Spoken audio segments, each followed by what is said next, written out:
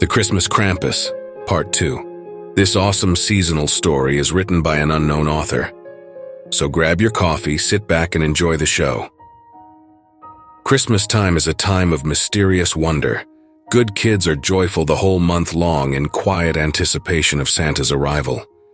St. Nicholas doesn't own the holiday, however. He has an ancient acquaintance, one who deals with naughty children. December 6th, 2010. Christmas this year is gonna be bullshit. Mom says it's gonna be a Charlie Brown Christmas this year, meaning she's already given up on getting us any fucking presents. Christmas will be over a weekend this year, which means the mall is going to be packed. Sometimes I wish the evergreen forest was still in its place. We used to get trees there when Dad was still alive. Anyways, I'll be working the evenings of Christmas Eve and Christmas Day as one of Santa's helpers because I'm shorter. I have to do it every damn weekend this month too. I just started working there last month because Mom's going to need some help with our Christmas presents this year. This isn't the first time she's had me help pay for mine and my siblings' presents either. That's actually how I found out there was no Santa. Hey son, can I borrow $40 from your piggy bank because, Santa's not real and you won't get Christmas this year unless you say yes. Real nice, right? Same year Dad croaked too, so of course I said yes. I didn't want to see a meltdown. She tried to cover it up by saying sometimes there's presents under the tree she didn't buy for us, but it's just another white lie. This year might take the cake though. My own mom encouraging me to lie about my age so I can be barely eligible to work a degrading job is a real Christmas spirit killer, and I used to love it. I'm really keeping this journal so I can rant all I want without consequence, so if you're reading this, Drew, screw off, it's none of your business. Well, that, and to remember some of the toys these kids ask for. I never have many good Christmas gift ideas, but I figure hearing several kids ask for a variety of shit while they sit on some perv's lap might give me a couple ideas. I just woke up from the weirdest dream. I think the devil or some demonic creature just came into my room and said "not too late" to me in the scariest voice I've ever heard. And then I woke up and came downstairs to find my mom talking to my dad in the living room. He was standing next to our grandma's old mirror we have, but it wasn't him in the reflection, it was the devil. I awoke for a second time and just started writing. It all seemed so real. December 11th, 2010. Working at that stupid mall is not worth giving my siblings a good Christmas. I get no respect at all. Everyone just wants Santa, so they're all pissed at the guys telling them it's $5 for photos and to stay in line. We don't control that shit. Don't shoot the messenger. It's boring as hell too. Luckily, there's a cute girl named Holly who is also an elf here. She's one of the only people who's nice to me. I really spend more time checking her out than helping customers. We all have to hang out in the middle of the mall next to the 5 main stores in front of a gingerbread house. All day, kids go up to the throne-like chair they have set up in front of the gingerbread house for Bernard. This arrangement seems odd until you go in there and see it's full of cabinet registers and expensive toys to put around Santa if people buy out the ones already surrounding him. There's also a train that goes around the gingerbread house area, and this 20-foot-tall Christmas tree, surrounded by wrapped presents they give away to random customers in raffles. Everyone asks for phones, tablets, or laptops so far, and I swear I forgot the only original gift idea I heard too. I kinda wanna quit, but another guy, Donnie, who works here, I go to school with him and our little brothers are friends apparently. He has a plan that'll help me give my family the Christmas we deserve. December 17th, 2010. I meant to write sooner, but things came up. So the plan is simple. Me and Donnie wait in the dressing rooms after hours until the mall closes and let in 2 associates of Donnie's in when the coast is clear. After that, we disable the cameras from the manager's office, then take whatever we want. We know the security guards' schedules and how well they are at guarding the mall, so should be a piece of cake unless we have to bring extra people. December 23rd, 2010. Turns out we're going to have to bring extra people.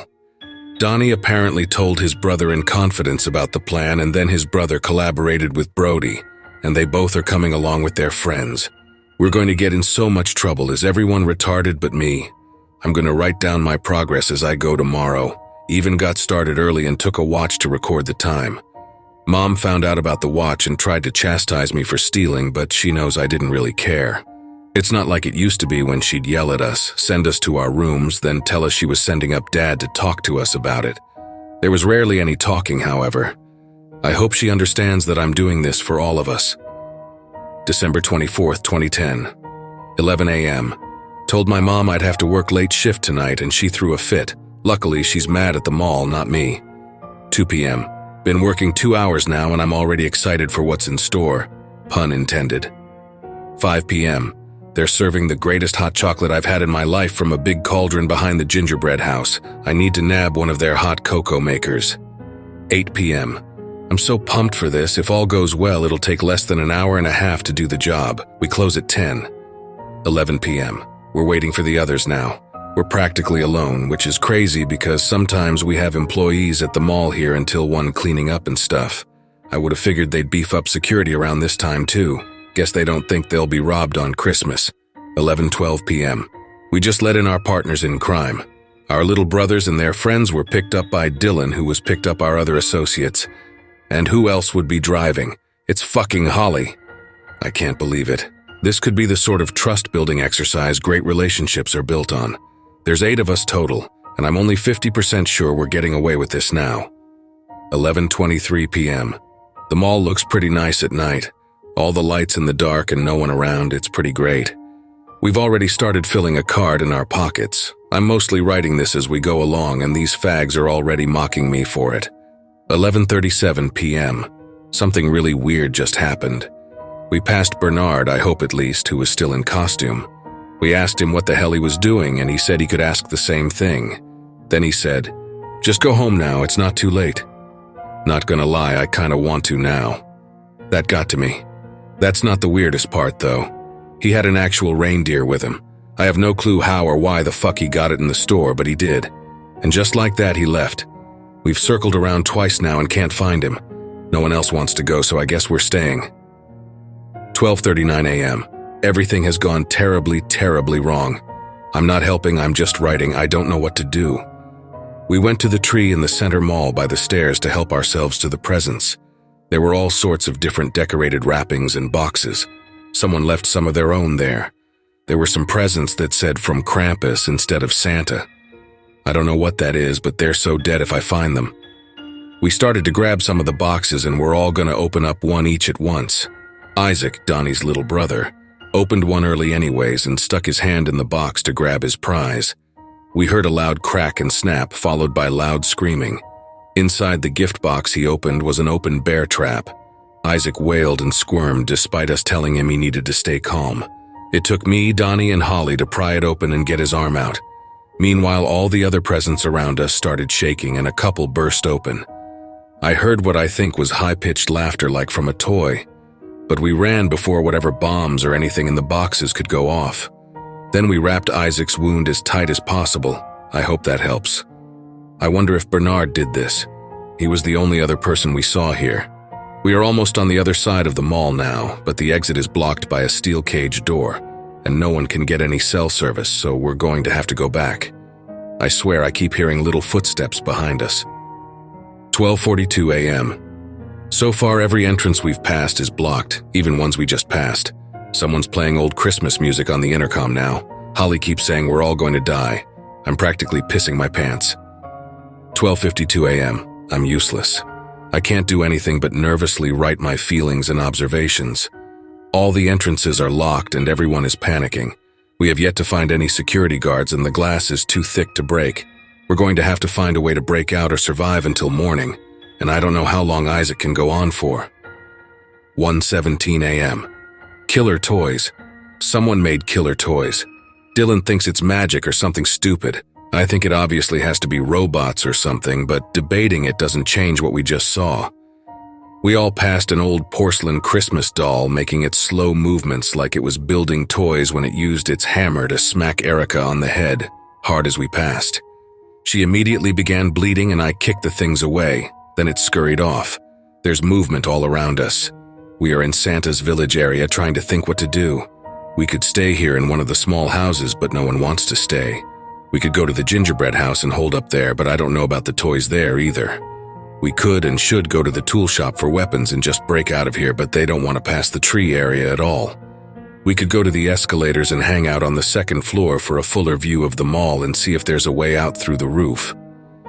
I think I've seen people cleaning the skylight before, so there might be a ladder down the side of the building or something in case of emergency. Everyone agrees with the latest plan. It's good I had the journal brainstorm. 1:35 a.m. There's some animals on the roof. You can see them through the skylight. They look like oxen and reindeer. Same person who put the presents under the tree had to do that. Is Bernard some sick holiday killer? Is he Krampus or whatever the hell? What a weird name. Anyways, we can't go up there with those things there too. I haven't seen any more toys or anything, but the second floor is pitch black just about, barring some of the light from the first floor displays. The mall should look beautiful from this vantage point at this time of night, but now it all looks quite creepy and ominous. Isaac is going to bleed to death soon if he doesn't get proper help soon too. I'm convinced this can only be half real and my sanity is slipping. 2:02 a.m. We just met Krampus. He's not Bernard at all.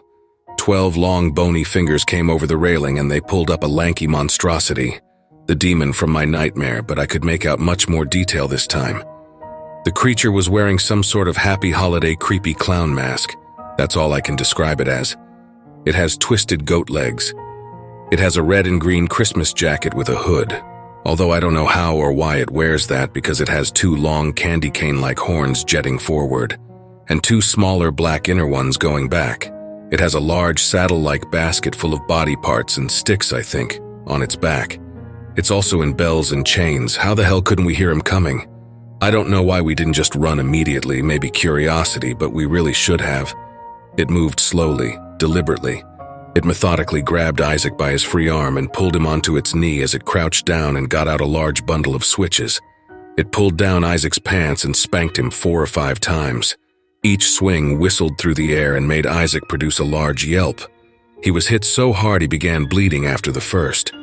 We just stood and watched out of shock and confusion. After it was finished, he let Isaac go and said, "Go now before it gets much worse," in that voice that paralyzes you with fear. Isaac limped off to I don't know where. Donnie walked right up to the still crouching creature and yanked its mask right off. His face is like a frost-bitten Santa Claus. His beard is black though, more pointed, and the mustache is far more distinct. Its eyes were visible now. They were piercing, like the eyes of shell-shock victims we saw photos of in school, but they glowed red when he heaved and gleamed green when he swayed. His face seemed serious for a second, then an aggressive and eerie smile spread across its face, and its eyes popped excitedly. It began to giggle like it was trying really hard to repress a laugh. It slowly stuck out its long tongue and licked Donnie's face. Then it swiftly reached out its twisted arm, grabbing him by the throat, and quickly rose to its feet, lifting Donnie up. He looked so scared. The Krampus threw Donnie clear over the railing into a giant snow globe display that shattered on impact. A lot of blood immediately pooled around him. I've never seen anything like that before. Everyone began running after the moment sank in. I didn't budge at first. He was still moving, struggling to pull himself up. Holly grabbed my arm and pulled me until I followed. She said he was just twitching, but I don't know. I just don't know anymore. It chased us into a nearby outlet store. It moved so unnaturally, like a puppet from those Christmas specials. We're held up in a jewelry shop getting our bearings. It hasn't been long since the ordeal. Writing is all that can calm my nerves. 2:19 a.m. It's right outside the store. We're making a run for it. 2:26 a.m. We ran into a trap. The monster herded us like cattle into an ambush. Disfigured toys holding strings of Christmas lights made into a makeshift net were in wait of our arrival. Erica ran face first into it and they wrapped her up immediately. The petrifying gingerbread men, nutcrackers, and toy-maker dolls descended on her, violently hitting, gnawing, and stabbing. The putrid-looking figures began to surround us. We didn't wait or even try to help. We just ran for our lives, she's still screaming. 2:53 a.m. Everything is quiet now, aside from Brody's sobbing. It occurs to me we're all going to die and I don't even know everyone here. Brody never introduced his friends he brought. Erica introduced herself when we met. 3:14 a.m. We are on the first floor train going through the mall. It's too dark on the upper levels to fend for ourselves and I lost a shoe in the chaos, ditched the other one because it hindered my running. 3:18 a.m. Oh my God. Oh my God. There's a bunch of smaller creatures climbing onto the back of the train. They're getting closer. We're going to have to jump soon. I'm going to try to fend them off and wait until we're near the gingerbread house. 3:39 a.m. They just left, something else is coming. So we jumped off the train and got into the house. There's chairs and a couple tables in there, so we flipped the main table and used it as a makeshift shield. The horde came pouring in and many collided hard against the table. Several of them jumped over and grabbed at us, clawing and scratching. They scratched our faces and tore some of the clothes off our backs. Some of them looked like little horned demons, some like gnomes. Many wore various horned and witch-like masks. They're like evil elves. What the actual hell is happening? We're about to leave, they think we fought them all off, but they seem to just leave too easily. 4:17 a.m. I don't know why.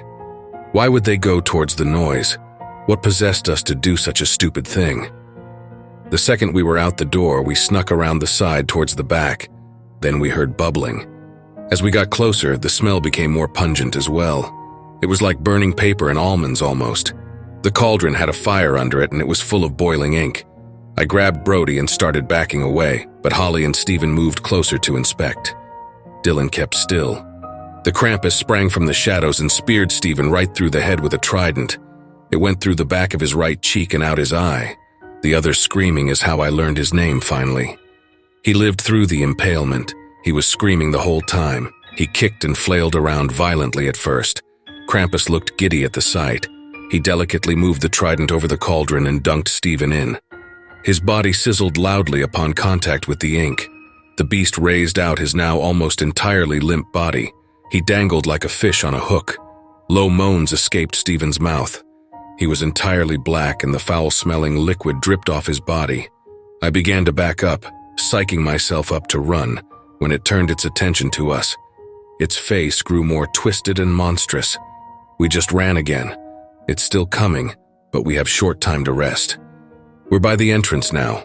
We're going to smash through a window with the hammers and make our way to Holly's car. 5 a.m.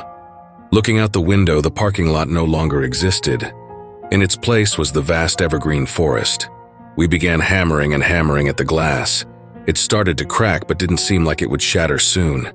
We heard something behind us and I handed my hammer to Brody and told Holly to take him and run the second the glass broke. The bulbs of each Christmas light string began to burst around us, popping like fireworks. Small and colorful flames lit in their place down the row, one by one, casting an eerie glow around us. It also illuminated our incoming attacker. Its hooves cracked like thunder on the floor as it came closer to us. I climbed a small North Pole display as the beast came into full view. The glass gave way behind me. I ran across the roof, leaped at the demon and caught it by one of the horns as I fell, yanking it down and knocking over a Christmas tree. Decorations flew off and rolls on the floor. The Krampus kept its footing and swatted me off of it. I got up as it began to trot my way menacingly. It giggled ominously and its eyes bulged. Its expression was that of crazed excitement. I slowly paced backwards, trying not to make any sudden moves. In an instant, I heard a loud bust and felt a stabbing pain shoot up my leg. I had stepped on an ornament that instantly collapsed, sending shards of colorful glass into my foot. I jumped up, grabbing my left foot and balanced myself on my right leg. The Krampus grabbed my ankle and yanked me onto the floor. I started to crawl away, but it kept its grip on me and tightened it. Then he threw me over his shoulder and into the ground. I hit face first and very hard. My head is still pounding. I wiggled and writhed from its grip, just barely, and used the time to make a run from it. I sprawled to my feet and started to dash towards the broken window. The pain was terrible. Each step pushed the jagged ceramic fragments deeper into my foot, and then the snow came. I stepped on a little broken glass too, so cold it was unnoticeable almost. The pain from the cold was overwhelming and the snow seemed to stay in place instead of fall. I followed the footprints near the edge of the newly formed yet fully grown evergreen forest. Upon closer inspection, it was more of a maze. I ran in and began to follow the narrow pathways formed by the trees. The pain on my feet really began to set in, but adrenaline kept me going. The snow and fog was thick, but I could still make out most of my surroundings. I walked for a bit but seemed to lose track of the prints. I started panicking and moved quicker through choosing random twisting paths as I went, only surrounded by bushy trees. Eventually, I came to notice that some of the trees around me had decorations. Not just typical Christmas ornaments either, but weird carved stones and wooden figures. I grew more and more anxious as I continued on the path. I felt like I was being watched and that the demon was stalking me. I repeatedly looked around frantically. I started feeling like I was going in circles. I was nervous. I began passing trees with more elaborate decor and small bones. Terror was gripping me at this point, but I continued. I saw and still see a bright large light ahead. I stopped by a nearby tree to take a short rest and write this before I go on. I hope it's my friends. 5:33 a.m. I was half right. I just found Dylan. I wasn't ready to see him like that. I don't know anyone who could be. His palms were impaled on long spikes in front of him, in a way that seemed like he had to rest on them. He was frozen stiff in a way that expressed clear agony. His back was cut open, his rib cage spread open wide. His lungs were removed from the wound and placed on his shoulders, and combined with the rest of his iced-over form, it made him appear somewhat angelic. He was adorned with a halo of Christmas lights on his head, which had cut into him. The pillars were also wrapped in lights, as the wooden construct around him was covered in bright embellishments. 5:52 a.m. At first I just found Holly and Brody. She said she knows where the parking lot is and saw her car, so we're on our way out. 6:07 a.m. The paths are becoming less narrow and there's more spacing between most of the trees now, but I'm not sure that's good now. We've started noticing various snowmen around us, off the trail but surrounding it. 6:49 a.m. One of them moved, they started shifting around, we didn't notice until it was too late. We came near a small pond with a thin layer of ice over it and saw the parking lot, salvation in our range of vision not very far away. I think Holly saw it first, but right then a chilling, eerie snowman grabbed Brody by the arm. He struggled to get away as it pulled him closer. I began yanking on my brother's sleeve to free him. He managed to slide from his jacket, and where he had been grabbed, the skin had blackened and bruised. Worst frostbite I've ever seen. We got ready to fight them off, but they crumbled away as stomping drew near us. We didn't have a chance to run. The Krampus leaped forth from the fog and bounded at us, his body covered in fur and long tail whipping about.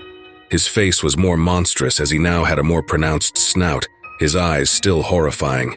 He seized me by the throat and threw down onto the hard sheet of ice, busting it open. I started to pick myself up when I felt the demon's large hand on my head. It pushed my face into the freezing water and held me there. I tried to throw my body up, but to no avail. I held my breath for a while but could feel myself slipping, my lungs beginning to demand more air. I didn't hold it longer than 30 seconds before I involuntarily opened my mouth to suck in air. Instead, my mouth and throat filled with murky ice water.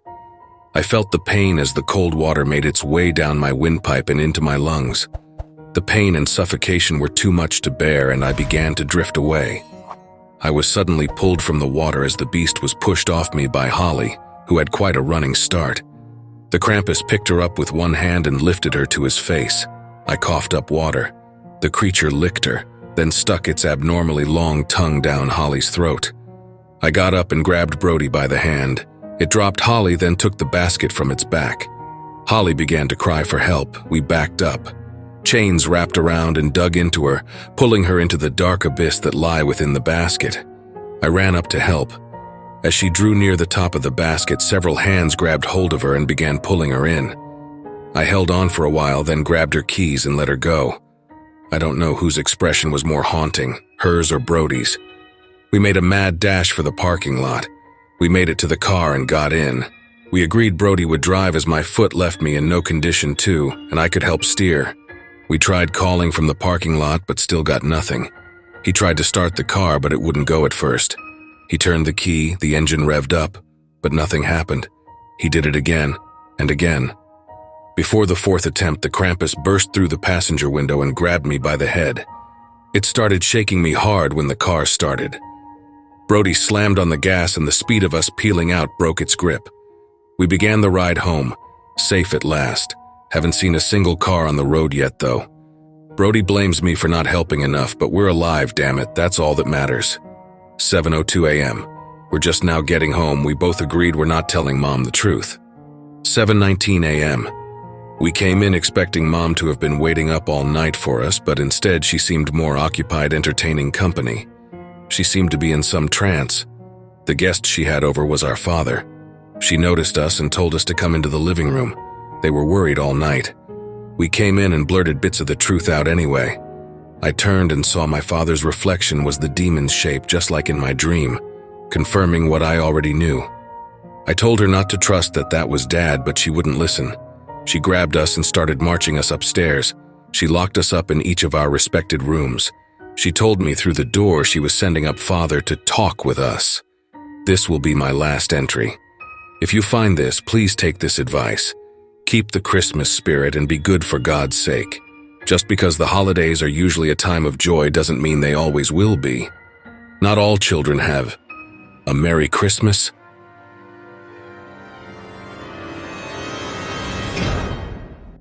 Hey family, a very big thank you to the unknown author for allowing me to narrate such an awesome seasonal tale. Be sure to check out their Creepypasta fandom profile for more of their awesome works. If you would like to support us and make a donation, I'd be very much appreciative. I do have PayPal and a Buy Me a Coffee account. Be sure to also check out our merch store. There are plenty of items and designs to choose from. If you enjoyed this video, then why not check out the next one? Here, on the right-hand side, you can also follow us. All my socials and all my other links are contained within the Linktree link below. Take care, everyone, and I hope you all have a wonderful and peaceful night. And don't forget, where fear is, happiness is not.